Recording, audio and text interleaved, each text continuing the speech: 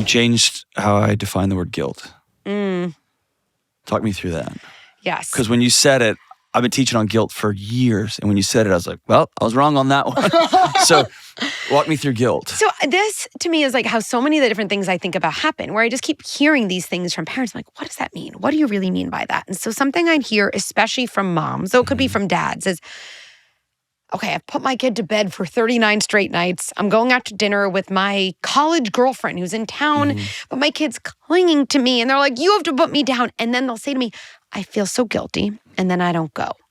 Or I want to sleep in one weekend morning, but I feel like if I tell my partner, they're going to tell me how tired I am. And then I'd feel too guilty. And I kept thinking, this is interesting because our emotions are information and our emotions have evolutionary purpose. So what are we doing that some emotion is getting in our way of doing something that's good for us? And that's when I realized I don't think people in those scenarios are talking about guilt at all.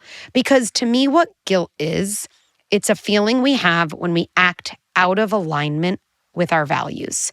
And again, then that's important because even if it's uncomfortable. It's an important feeling. Yeah, your body's like, I'm going to make you feel uncomfortable, not to send you into a spiral, but to get you to pause and ask yourself, well, why did I yell at the taxi driver? Why am I late to every meeting? If I can actually reflect on that because guilt helps me reflect, then I can change. Amazing. But then I kept thinking, but going out to dinner here and there with a friend, I know that woman. That's in alignment with her values. Okay. And right, whatever the other, sleeping in one weekend morning, like that person values rest. So what is this? And then what I realized is there's so many moments that we say, I feel guilty, that we're not talking about guilt. When we say I'm too guilty to have dinner with a friend once in a while, I'm too guilty to sleep in and let my partner take care of the kids one weekend morning, I think what we're actually speaking to is our tendency to notice other people's distress, my kids' distress that I'm leaving, my partner's, but it's going to be hard to take care of the kids alone. Two situations when there's distress. And I look at those feelings of distress and I'm kind of like, no, I'll take those from your body. I will put them into my body and I will call it guilt, but it's not really guilt. It's just my tendency to take on other people's emotions and process their emotions for them. And that, I have a Johnism, the tools you use to keep you safe as a kid will by and large destroy your adult relationships. 100, I mean, that's right. Where everything we struggle with in adulthood was an adaptation in childhood. I think that form of guilt, it does everybody, like you're saying, a big injustice because number one, we have to start with a place of true compassion and I would say further appreciation. Anybody who's listening is like, I do that. Maybe I'm not guilty. Maybe I'm just taking in other people's emotions. To start with, hold on. I would say to myself, like, thank you. Thank you for your years of service. Really, thank you for your years of service. Yeah. That protected me. That was adaptive during all of my early years when I needed to figure out who I needed to be in my family of origin to get the most love and protection I could. And if taking care of other people's emotions was the way I did that, then like, boy, was I a crafty 8-year-old to figure that out. And like, Can I click on something? Yeah. So, peacekeeping is one. I found love by being sexually active a lot. I drank too much and did drugs as a kid. I'm hearing more and more 35-year-olds looking at their 18-year-old self or their 16-year-old self with a lot of condemnation, or their 21-year-old self trying to survive. And so like saying I'm a people pleaser, that tends to have less cultural baggage than some of these other things. Yeah, let's there's start something with about that.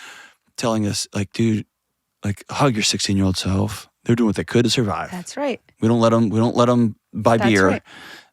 They were doing what they had to do to survive. Yeah, you're talking about like, being very sexually active. You could say, okay, well, my body was seeking connection and closeness. In what ways was that allowed growing up? That's right. If I'm a man, like, was I a boy who could have gone to a parent saying, I'm having a hard time with math. I feel left out by my friends. Would I have been greeted with like a hug, I'm so glad you're talking to me about this, or would I have been given Shut up, like, get out. Yeah, exactly. Right, or like right. even hearing that suggestion, or you must not know my family to even ask that question. But that's evidence of, so what did I do at age 5, 8, 11, 16 to figure out how to be close to people, given that's a basic evolutionary need? It's oxygen for a child. Yeah. 100%. And so, wow, I figured out that one avenue was like a lot of sex. Yeah, physical contact. Yeah. Okay, well, even if that doesn't work for me now, I can still take a moment to understand its origin. And yes, have some appreciation for that kid part of me that was kind of thinking, okay, this avenue's closed off, this avenue's closed off. And instead of shutting down as a human being, I was like, wait, I found it. Right. Reckless sex, okay? Like, just be compassionate to that kid, yeah. And almost like appreciative. You can appreciate someone's attempt to protect you, totally separate from the impact that form of protection ended up having. There you go. Yeah, if you sit with addicts, or let me rephrase it. If you see people who are struggling with addiction, it's like, how'd you know? When you say like, no, alcohol works. Right. It's amazing. That's right. It's amazing. That's right. Right? Marijuana, it's amazing. Yeah. And over time, it may not be adaptive, right? That's exactly right. And there's an exhale. But there's something, I love that idea of being compassion and seeing where that behavior sounds so like I'm your dad, but like where that expression. There you go. Like as you're older, where's my body still trying to take care of me in those ways? And where is it now maladaptive? It's not It's not helpful. And I think this goes directly to kind of this next generation. I feel so passionately about raising, where if we teach kids that their acting out behavior is not a sign of who they are, but it's a sign of what they need. That means they are going to be more and more likely to figure out other ways to get what they need that are more adaptive. Yes. Right? And so even though we're talking about sex at age 16, this is actually the same as thinking about hitting. Okay, so my kid at age 3 is hitting not because they're a bad kid, not because they have some character deficit. It's because they're frustrated that their sister has their favorite truck and they don't yet have a skill to manage that frustration. Yeah. Okay, so we can teach that. And then, by the way, anger is a healthy emotion. Anger tells us what we need. Yes. I don't want anyone to ever lose touch with their anger, because anger in that way is a sign that you still have some type of self-confidence, self-respect to think you deserve things. Now, learning how to manage anger, that comes to skills and curiosity. And I think as a culture, we've received such little curiosity and compassion in our early years for the source of our behavior. That we almost think compassion is dangerous. Like someone's like, I'm going to be compassionate about this awful behavior. Like whatever you've tried, I promise you, shame locks you into bad behavior way more than compassion does. All day every long. time. Yeah. There's a great minister in our community that says, whatever you think your hate's doing, love will do better, I assure you. Right? And so you can hate this thing, or you can say, come sit down. Yeah. Exactly. How do you, on the flip side of that, if we can look at childhood behaviors as often a kid saying, I don't have the skill set here, or I'm expressing a need for something. Yeah. Was it like 65% of homes are single parent homes now? What do you say to the parent that's working 3 jobs and they see these behaviors in their kids? They know they're there, and they're between a rock and a hard place. Yes. I mean, the first thing I would say is probably no words at all. I just want to give that person a hug and say, holy moly, you are managing more than is humanly possible. Yeah. And again, the setup of childcare and of support for parenting is completely lacking. Yeah. Right. And I think that's also one of the reasons we see declining birth rates. People are like, I can't afford it. Yeah. Yeah. And I don't know about this setup anymore. You know, I'm starting to question it. The next thing I would say to that parent is, there are probably ways to think smaller. I think when we're struggling with our kids, we think really big, and it can get away from us in terms of, okay, it's hard for you to connect with your kid. And then parents are like, I'm going to take them to the amusement park on Saturday. And then I'm like in traffic and I'm spending so much money and I'm resentful. I'm going to be without my phone for 3 hours. I'd be like, look, with all due respect, you are rarely without your phone for 5 minutes. Let's just start with 5 minutes, right? Like, and I'm not saying that because I don't believe in someone. I'm actually saying that because I do believe in someone. So Yeah, let's yeah, just yeah. set ourselves up. So that single parent who's working 3 jobs, like, can you say to your kid today, I just want to tell you you're a good kid and I love you. I want to tell you I'm sorry for the moments I yell. That's a sign of my exhaustion, not a sign of anything about you. I just did an intervention in 10 seconds. I can kind of say, okay, did one small shift today, and then I could do another small shift tomorrow. And that's kind of as good as it gets. Can we do 3 minutes? Okay, cool. Yeah. All right. I want to run through some rapid fires here, okay? Yes. What do you tell the mother or father who doesn't want to play with their kids because it's boring? I would say number 1, it's okay. Can we say that out loud? Yes. No, it's okay that play feels boring. It feels boring for a couple of reasons. Our life is full of so much dopamine now and so much instant gratification where play is slow and without dopamine. So that's number 1. Number 2, a lot of people find play very hard with their kids because nobody played with them. And so if you realize, oh, I'm doing something that generationally has never been done before, of course it's going to feel deeply uncomfortable. Set yourself up for something small. It's 2 minutes of Play-Doh. It's a 5-minute game.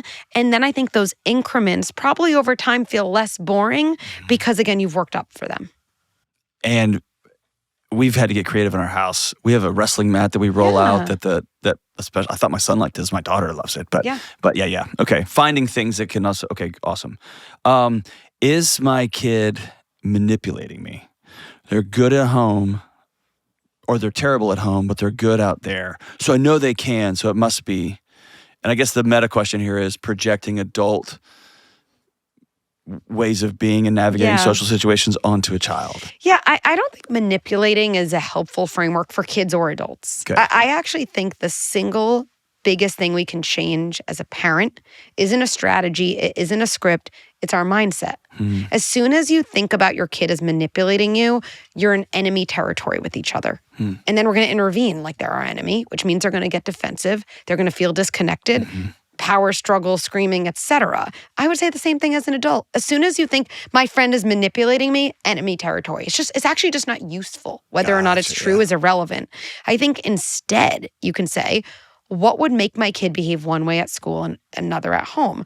What would make me behave one way at work and then give it to my husband? Is it because I'm manipulating him? I think someone there would say, oh, probably not. Maybe you're exhausted. Maybe he's actually your safe person. Maybe he has to establish what is okay and what's not okay while still not kind of demonizing you. And I think that's what I would shift about Is it true that kids, by and large, do what works contextually? You know what? I don't think it's even that intentional where I was wrong on that one. I just think our kids are trying to figure out how to kind of operate in the world and how to build skills. And they usually see us as like the safest container, which doesn't make bad behavior okay, but it does mean it's a clue. Contextually, exactly into what's going on. And if we see it that way, we can almost oddly become like almost weirdly excited when our kids have a hard moment, because if you're oriented by impact instead of just by short-term ease, then you know when your kid lies to you or when your kid says, I'm not going to bed, that you actually have an opportunity to build skills for anxiety, to build skills for shame. These are things that are going to happen over and over. And so you see these hard moments not as a sign your kid is manipulating you, but actually as kind of like a high impact opportunity. Like a pathway back to him. Dude, I love that. Okay, last one. Okay. What's the... Oh, man, we could have talked about kids and technology. We'll have to do a whole nother show on that. 2 more, real quick. Okay. Sleepovers, yeah or nay? I'm not, I think it depends on the kid and depends on the family. Okay. So I'm not yay or nay as like a rigid rule. I think it's great in general for kids to have opportunities, to have risk, to be uncomfortable, to consolidate skills away from you. That's the only time kids do consolidate skills. Whether that happens in a sleepover or it happens in another type of environment is really based on the family and what feels right to them. Oh, that's okay. Great answer. Last one. Where are you most misunderstood? I think that we get kind of lumped into snowflake parenting, soft, quote, gentle. And I think like we started with, this idea of sturdiness really shows the difference. But as a world, as a society, we are getting increasingly bad at holding two seemingly oppositional truths at the same time. I actually think this is one of the things Good Inside can bring to the world. It's like if we raise a generation of kids who know I can have a relationship with my feelings and I can be firm and boundaried and assertive. Actually, those things work best together. Right. We are showing that you can kind of have both at once. And that's the model of parenting where I think we can be misunderstood. But I feel so passionately about continuing to bang the table and say, yes, parents, you are an authority. You set limits. You make key decisions. You set boundaries. And while you do that, you can stay connected to your kid. You can have both at the same time. I'm not even going to say anything after that. That was There we amazing. go. Appreciate it. It's awesome.